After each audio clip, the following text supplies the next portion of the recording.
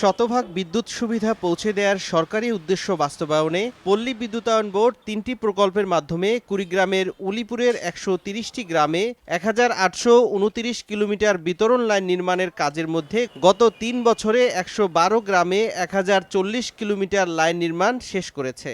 অবশিষ্ট ১৮টি গ্রামে কাজ চলছে।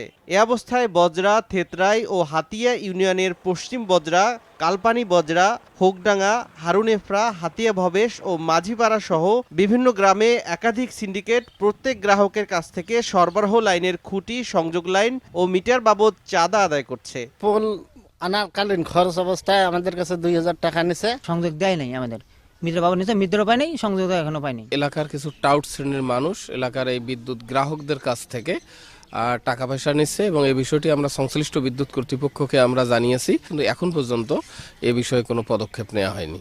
ঠিকাদার হিসেবে কালো তালিকাভুক্ত হওয়া সত্ত্বেও পশ্চিম বজরা গ্রামে ১০৬৬ নম্বর লটের নিযুক্ত ঠিকাদারের স্থলে জামাই শামসুল নামের এক সিন্ডিকেট সদস্য কাজ করছেন বলে জানালেন স্থানীয় ইউপি সদস্য ও ফোরম্যান। ২০-২৫টা পোল গাড়ছে, বাকিগুলো আছে পরিত্যক্ত অবস্থায় আছে। ১০৬৬ লডের কাজ করতেছি ৬ দিন ৭ দিন থেকে জামাই শামসুলের প্রতিনিধি হিসেবে। এদিকে সংযোগ ও মিটারের জন্য প্রত্যেক গ্রাহকের কাছ থেকে ১৫০০ টাকা করে নেয়ার কথা স্বীকার করলেন সিন্ডিকেটের এই সদস্য। ওয়ারিং এবং ওই বিষয়ে আমাদের ১৫০০ টাকা দিয়েছে এবং ওয়ারিংটা শেষ হয়ে গেছে। মিটারের টাকাটা জমা দিলে এরা টালির সংযোগ পেয়ে যাবে। এদিকে চাঁদাবাজির সঙ্গে পল্লী বিদ্যুৎ সমিতির কেউ সম্পৃক্ত নন বলে দাবি করেন এই কর্মকর্তা। আমাদের পল্লী বিদ্যুৎ সমিতির কেউ ওখানে ইনভলভ নেই।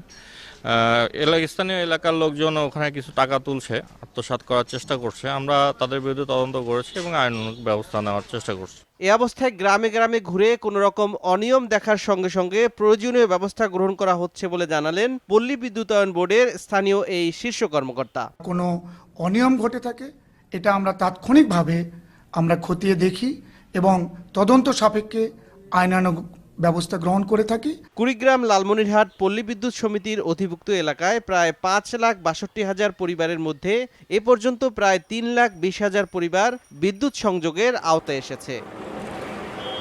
সময় সংবাদ, কুড়িগ্রাম।